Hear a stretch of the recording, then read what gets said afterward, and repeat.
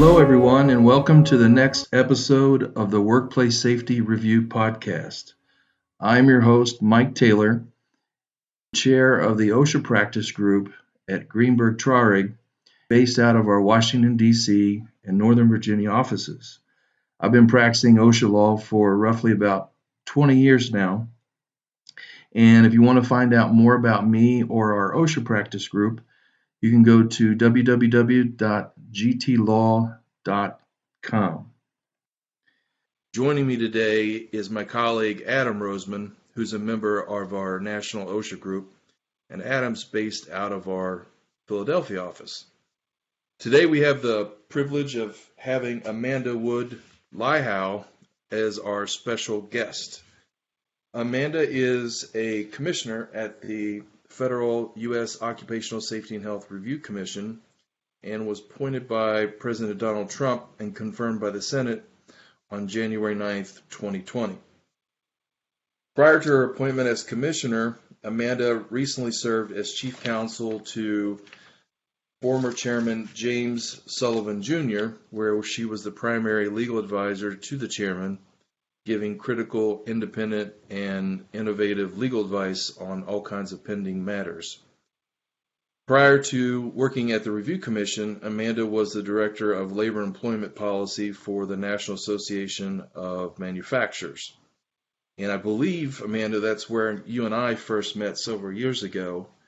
I think I gave a presentation there, and I think the topic was something to do with unions having the right to do a walk around when the employer wasn't a unionized workforce. I could be mistaken. I am getting old. I think you're right. But welcome, Amanda. We're glad you're here. Thank you so much, Adam and Mike. And yes, Mike, I think, that was probably back in the, 2011, 2012 timeframe. So some of these policy issues will probably be back in town sometime soon. Yeah, we totally agree. Before we get into the interview session, I'd like to give the audience a little bit of background about who OSHRC is.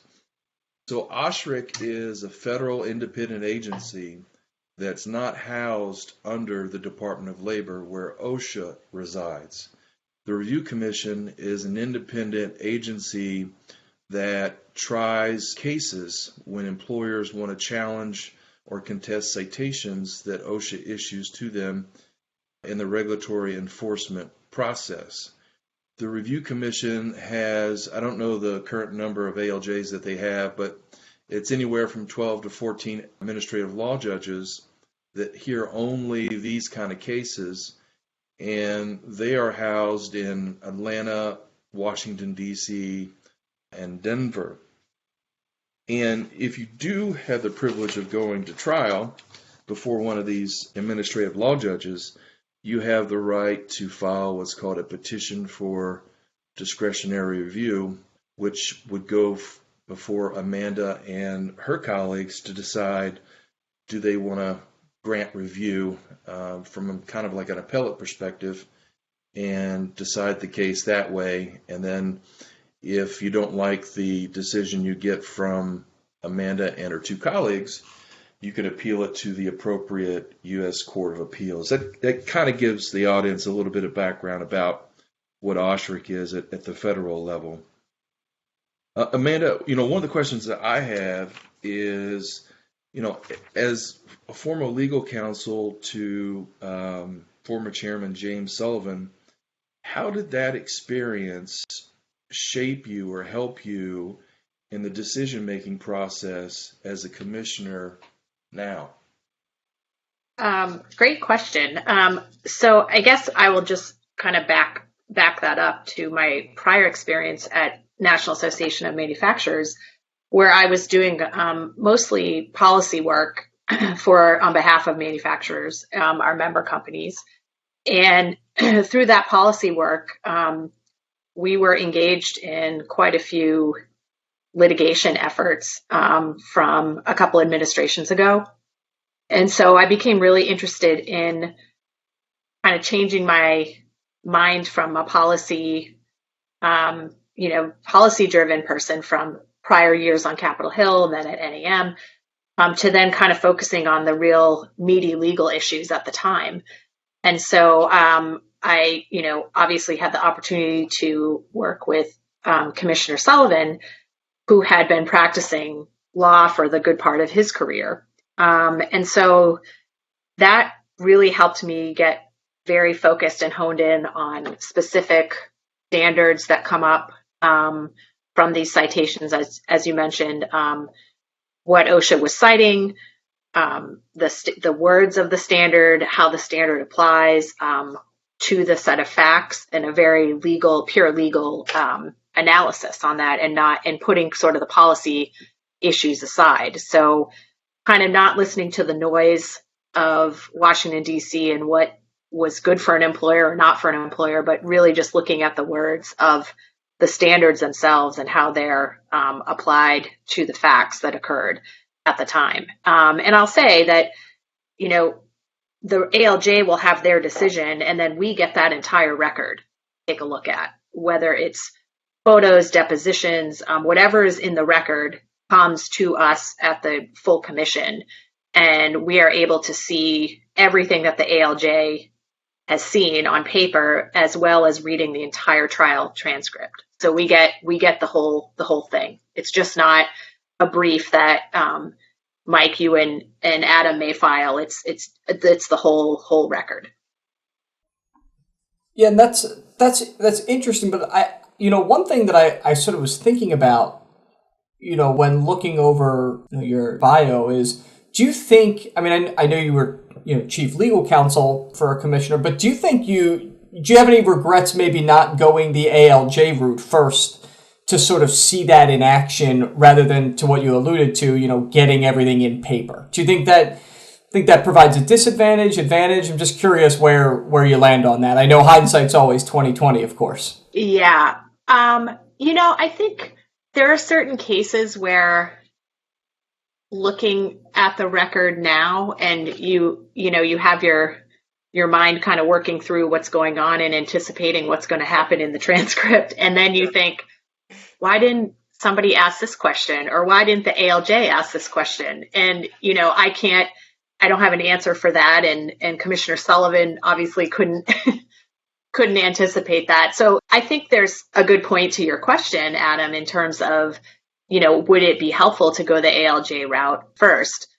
I think there are some instances where it would be, but I also think it's good for us, to have sort of, I guess, a fresh set of eyes and ears if there's any kind of audio that we have to listen to give a different perspective if we don't agree with the ALJ. Speaking about petitions for discretionary review, so when I was at the Review Commission many, many years ago, I was under Scott Railton. And this has stuck with me ever since. I'll never forget the conversation that I had with him, which was, unless a party raises a novel legal issue, his opinion was he would never grant a petition for discretionary review. In other words, if a lot of if the basis for the petition, if you will, was that the judge erred in fact-finding or credibility terminations, he took the position that he just would always defer to the ALJ because they're the ones that witnessed everything. During your tenure as a commissioner, as well as legal counsel, have you seen quite a few petitions for discretionary review? And are they mostly, attempt to be novel in nature in terms of what the law is or should be? Or do you get a combination of that as well as the judge failed to consider this particular fact?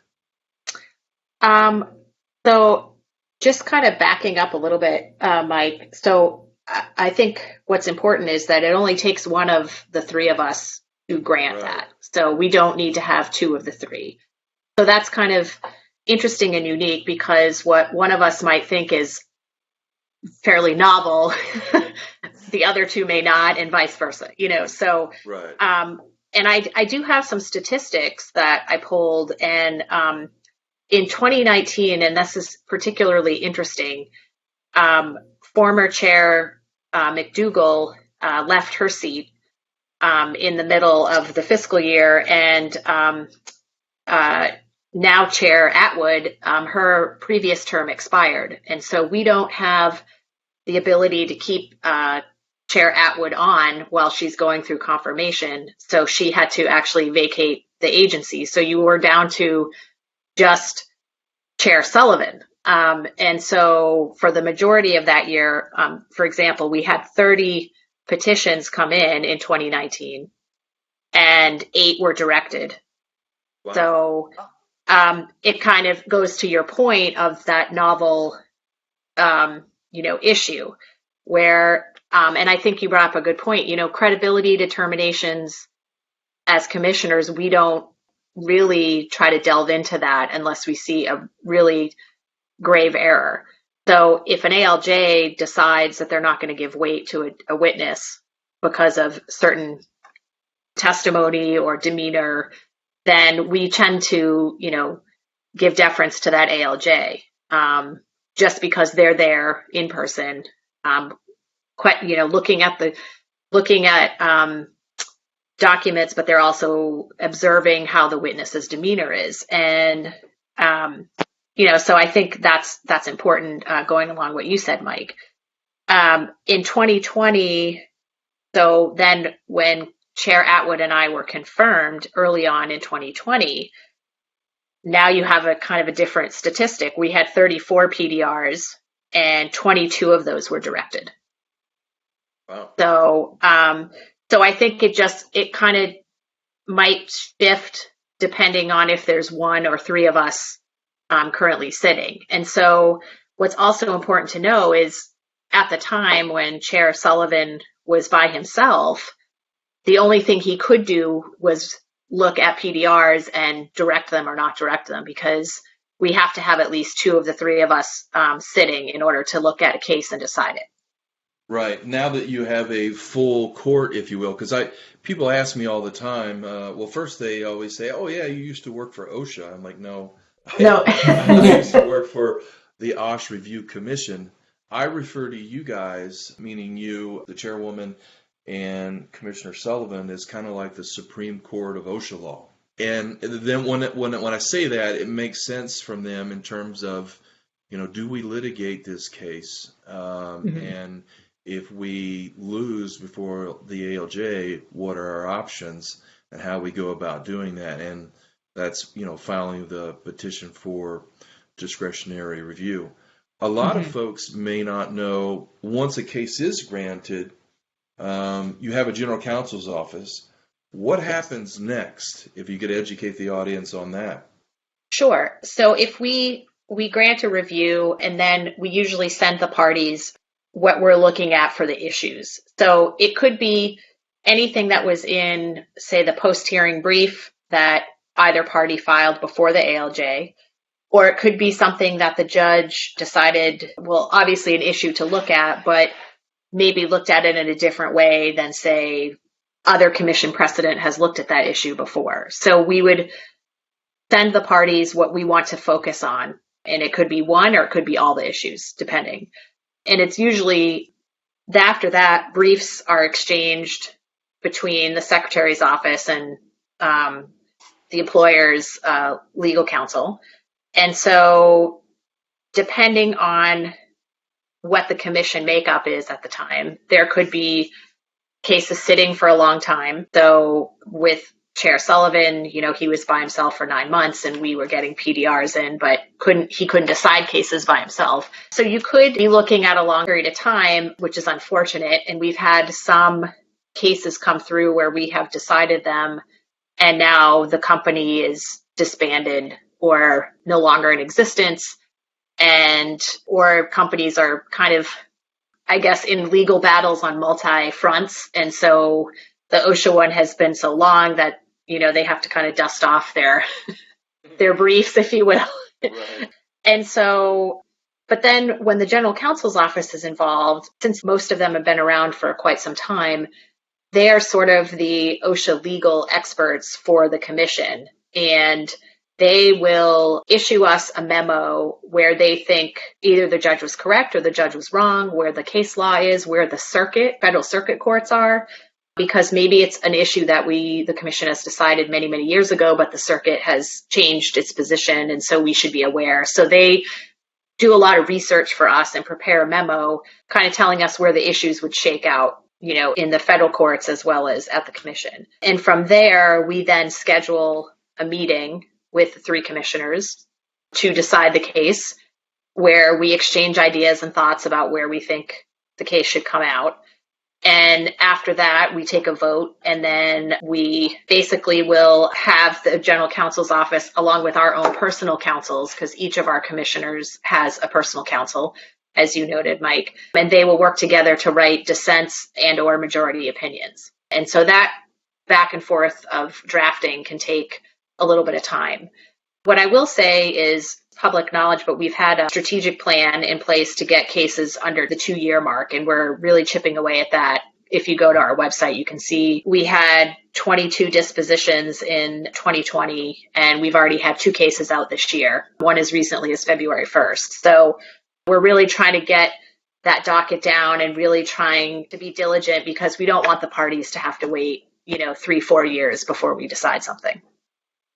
Right. But I will say that the general counsel's office is very integral, because they do, as commissioners come and go and counsels come and go, they're sort of the body that stays in place, and they know where the commission has been over decades.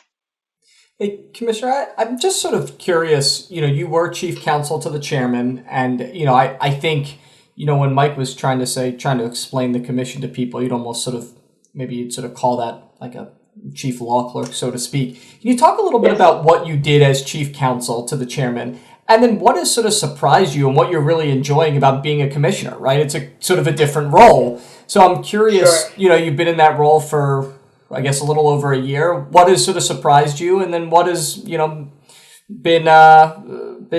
sort of not as exciting as you thought it was, right? Like to hear the good and the bad. Right. So, I would say as chief counsel, you really are the intermediary among the commissioners, because since we only have 3 members, 2 commissioners can't actually discuss a case together outside of an official meeting.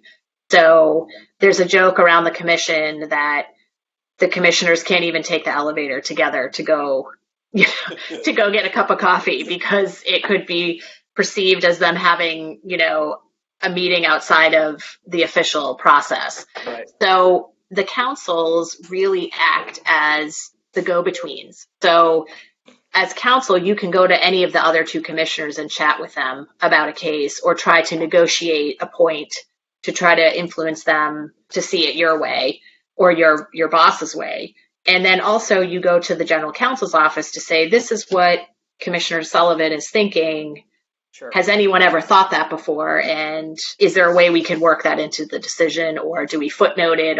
And so you're really kind of trying to piece together the puzzle of the decision as the counsel. Sure. And you end up becoming really close with the commissioners, not just your own one that you're working for, but it's nice because you develop these relationships, even if it's agreeing to disagree sometimes. But Sure. I think that's a great part of being counsel. And then for me, I think the hardest part, I'll answer that part first, is being very close with Commissioner Sullivan in that discussion and negotiation phases, and then having to basically put up a wall between us now. Right. Lonely elevator rides, I guess, huh? Exactly. Has been kind of hard in a way that it's not the same intellectual, exchange of ideas, because the only time you really get to do that is at the commission meeting. So we don't get to really spitball ideas or say, how about this legal theory, or how do you think this would fit? And so I kind of miss that back and forth with him. And now I also can't do that with Chair Atwood and try to persuade her or her try to persuade me in a certain way. So I would think that's sort of the downfall. And I think people wouldn't realize that that's the very strict rules that we have at the commission. And there are other independent boards and commissions that have those same rules. Even though they have more members, they still can't go beyond, say, two of them talking or three of them talking together. In terms of the great thing about being a commissioner now is I can come up with these ideas and see if there's really some weight behind them in what I'm thinking. And it's very satisfying that way legally to be thinking something and then knowing that, this will be on paper and Westlaw that, I've decided to say this. And it's kind of nice to piece all of that legal stuff together and that it's my name or my work on it. So that's a legal satisfaction that I have. Amanda, one of the questions that I have is, what are some interesting cases that are currently on review that you think are very interesting or novel? Or does any one of those stick out to say, wow, this could be a real game changer here? Well, I'm a little hesitant about the current docket, but what I can tell you is to discuss that just because I don't want to say something that we're currently looking at or reviewing just because it's currently in review.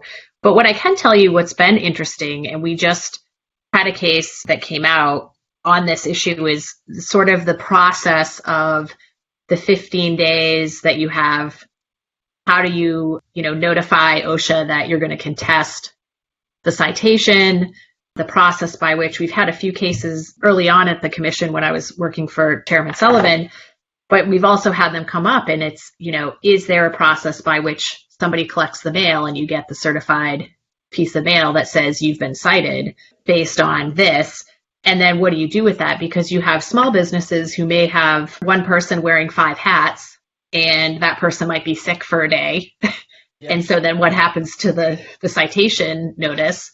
And it's on someone's desk and then the 15 days toll. And then what do you do, even though you wanted your day in court? And we've also had a case recently where the local location was given the citation, even though someone had indicated to OSHA that they at the corporate office should get it. So the communication between OSHA and the employer is very important in those situations. And I think those are really, at the very crux at the beginning of your case is, as an employer, do you want to fight this? And if you miss that window of opportunity, is there a way for you to get that opportunity back? Adam is laughing right now because he had this. I've had this case. It's so funny you say that. It's always been an interesting issue, but the last issue you raised, which is you've got a large company or a company with multiple work sites and a corporate office, and there's some miscommunication somewhere about where the citation should be sent. And I have had this very issue, and it's pretty challenging, right? And there are a lot of different policy concerns at play. And I'm sure you, as a commissioner, think about that of, rules are rules on one hand, and also an entity is entitled to, litigate their issue or have their day in court, as you say. So it's very funny that you raised that very issue that I had, I don't know, Mike, 3 years ago, maybe 2 years ago. The site was in Florida, right? Correct. The citations were issued to the parent in Illinois. Yeah. Lost. Yeah. Yeah. And these, I think for the audience, it's important to know that these cases come to us because they're thrown out before there's even a trial. So you don't have the depositions, you don't have evidence, in the record, you don't have testimony, you just have the 15 days expired. Here's what happened.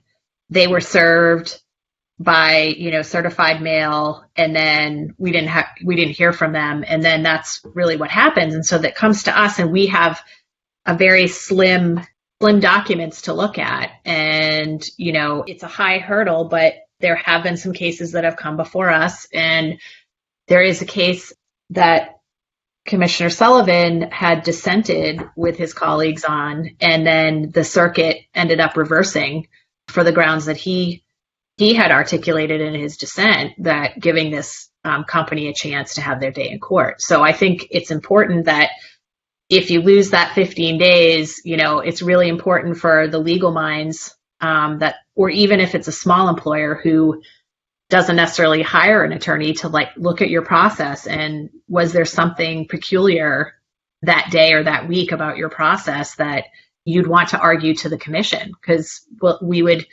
certainly take a look at it, and we have. And I think so. Those are interesting ones. And then I think, Mike, going just sort of the last few years, we've had a lot of what's referred to as the general duty clause. So if you're not cited for a specific standard, there's sort of this catch-all in the act that is that you have a duty to protect your employees at all times, et cetera, et cetera, et cetera. So we've had cases come through where there's been workplace violence issues, and normally, you might not see OSHA coming in for that, but there's been either some kind of very, very bad injury or even a death.